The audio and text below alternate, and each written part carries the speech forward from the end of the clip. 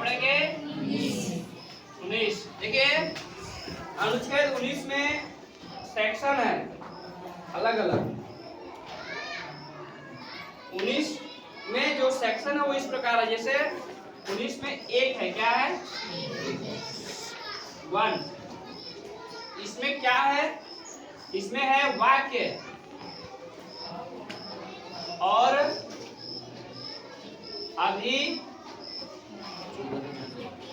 अभिव्यक्ति की आजादी। क्या है? वाक्य और अभिव्यक्ति की आजादी। समझिए, वाक्य और अभिव्यक्ति की आजादी का मतलब क्या होता है? आपको बोलने का अधिकार है। तो क्या अधिकार है? बोलने का। और इसी अधिकार के तहत भारत में जो प्रेस है, प्रेस बोले तो मीडिया, आप नहीं देखते हैं? आज तक है, न्यूज 10 है, आज रिपब्लिक है, न्यूज नेशन है, एबीपी न्यूज है, जितने भी मीडिया है भारत में, या आप इस आर्टिकल के तहत बोलने की आजादी।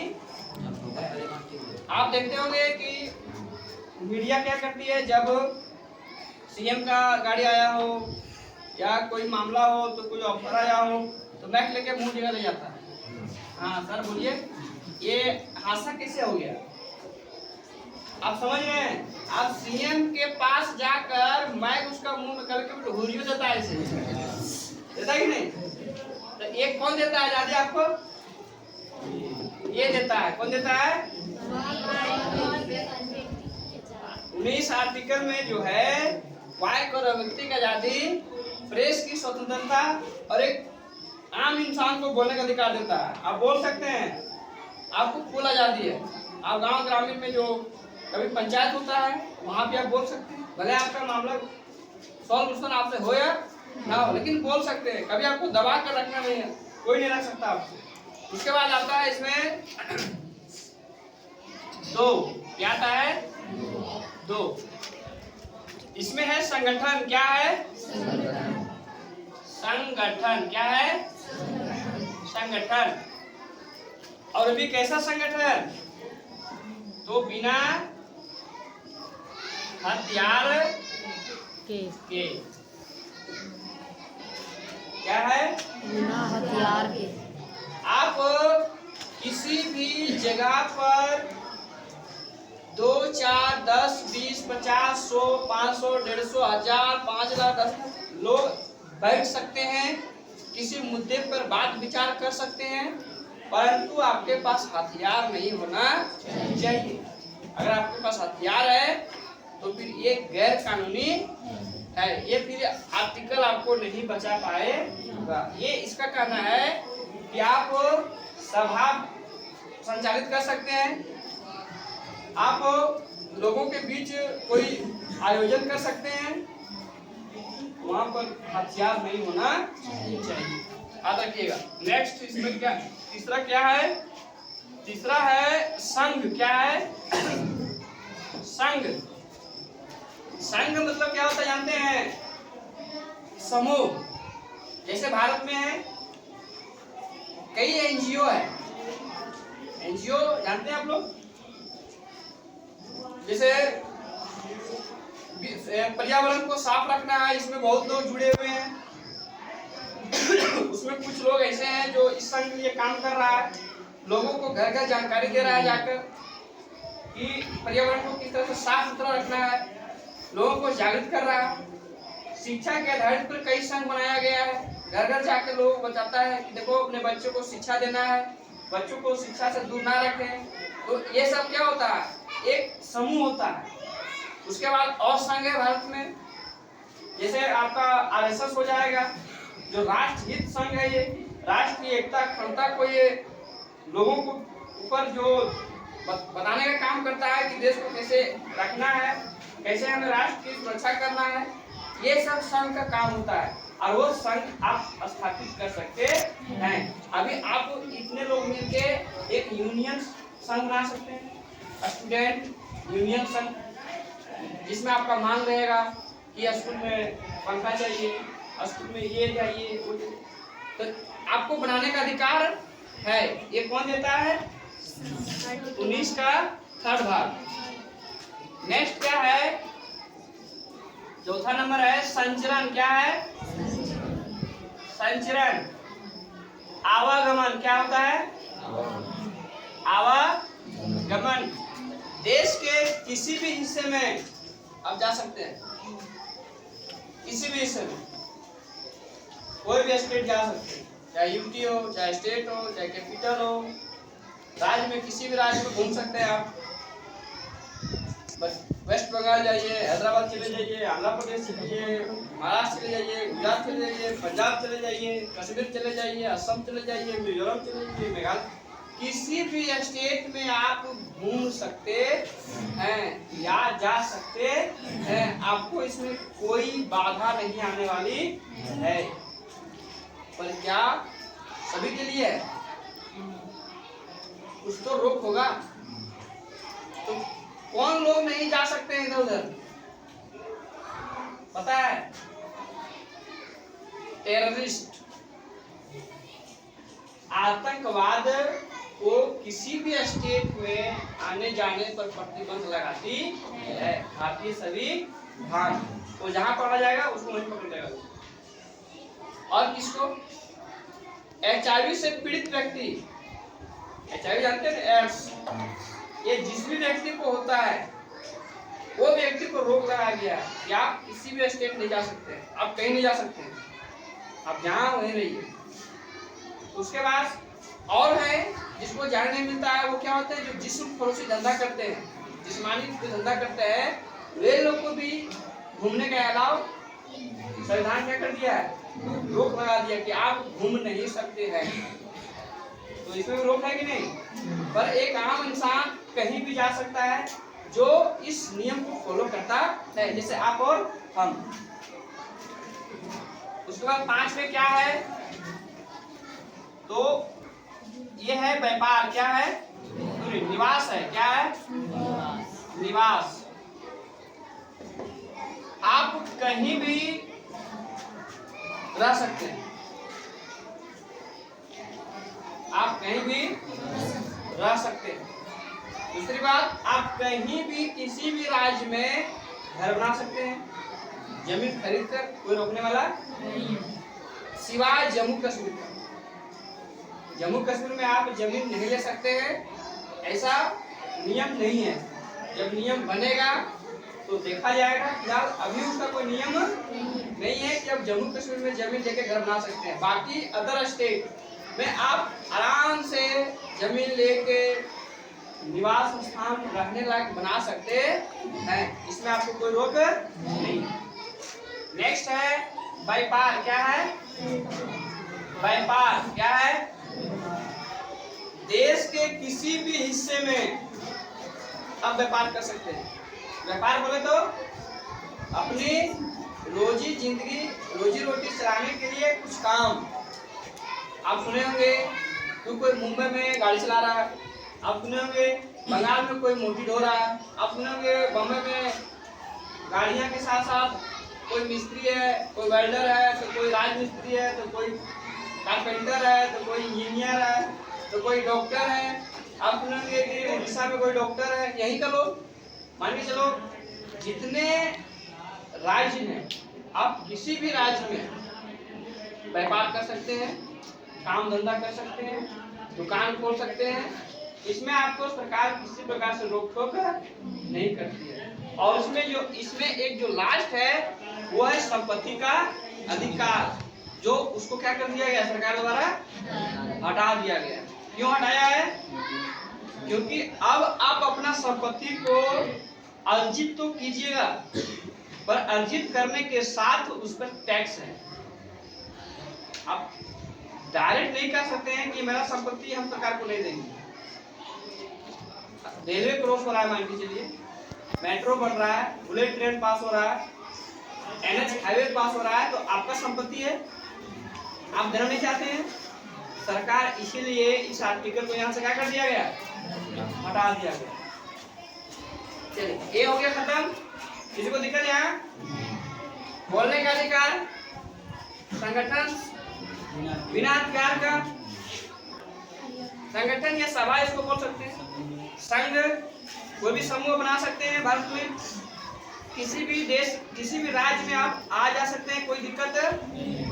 निवास कहीं भी घर बना सकते हैं, अगर घर बनाए तो वहाँ कोई भी व्यापार कर सकते हैं।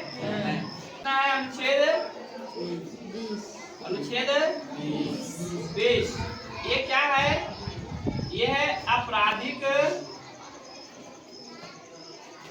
मामले में कुछ अधिकार। क्या है? कुछ अधिकार। इसमें 3 भाग है, 20A, B और C। समझिए, ध्यान दीजिएगा। अपराध कौन होता है? जो कोई काम किया हो गलत, जो गाड़ी चुराया हो, बैंक लूटा हो, कहीं बम फोड़ा हो, किसी को मर्डर किया हो, किसी को किडनैप किया हो, यही होता है अपराध। तो इसको क्या अधिकार है? मौलिक कर्तव्य। जैसे कोई व्यक्ति अपराध घोषित हो गया तो उसको कितने मामलों से गुजरना पड़ता है। तो सबसे पहले इसमें आता है, देखिए,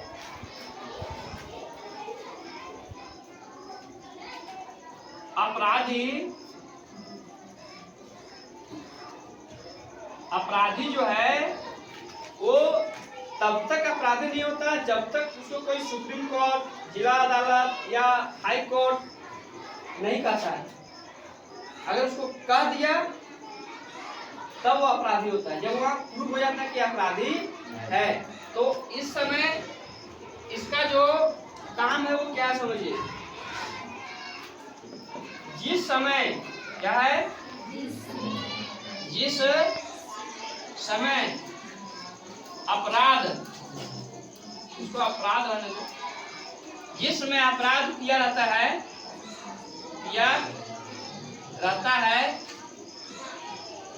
उसके तहत सजा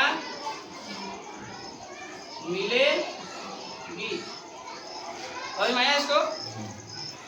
अपराधी को अपराध की सजा उसी समय मिलेगा जिस समय वो अपराध किया रहता है। जैसे समझिए इसको, हमने 2005 में किसी का मर्डर किया और 2025 में क्या हुए? 2025 में पकड़ाए, केस फाइल दब गया होगा, पकड़ा गया तो ओपन हो गया, और ओपन होने के बाद हम लोग को जिसे जो अपराध किया है उसको सजा किसके तहत मिलेगा पता है? 2005 में क्या कानून होता है? जैसे कानून उसमें होगा कि आप किसी का मर्डर किए हैं तो आपको 10 साल जेल और 20 लाख जुर्माना है। यही है, 10 साल जेल और 20 लाख। आज क्या है? फांसी सजा। आपने किसी को मर्डर किया तो 2025 में नियम संशोधन हुआ और उसको क्या दिया गया? तो आज के नियम के अनुसार आपको फांसी नहीं दिया जाएगा। आपको कहाँ का कानून दिया जाएगा? 10 साल जेल और 20 लाख जुर्माना। इसको समझ में आया? समझ में आया कि जब आप अपराध किए होंगे जिस समय, उस समय क्या कानून है उसके तहत आपको क्या मिलेगी? सजा मिलेगी। अन्यथा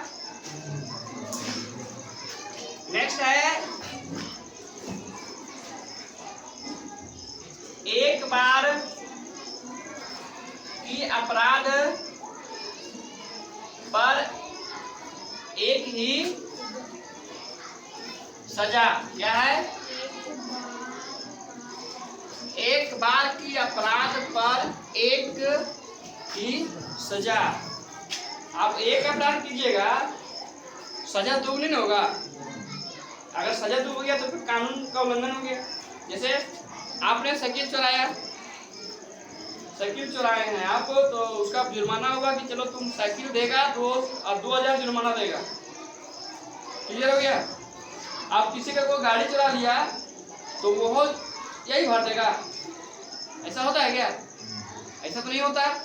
तो कानून भी कहता है कि किसी व्यक्ति को एक अपराध का एक ही सजा मिलेगा।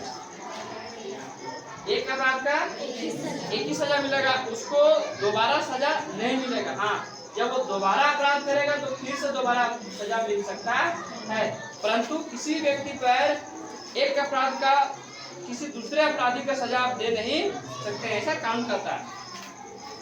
नेक्स्ट है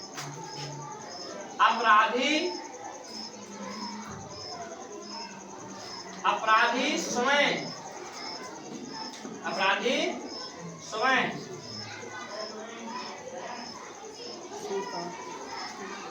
गवाही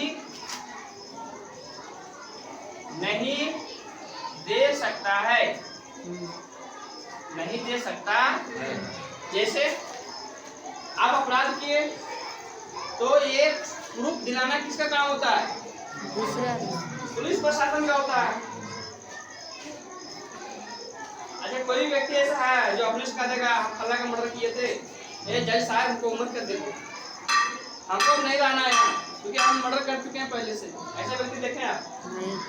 अगर ऐसा होने लगे ना तो भारत में फिर पुलिस की जरूरत नहीं पड़ेगा। लोग इधर अपराध करेगा, जज के साथ खड़ा हो जाएगा, जज बोलेगा ठीक है तुमको जाओ 5 साल जेल, 2 साल मार्क्स कर देंगे अपने सजा।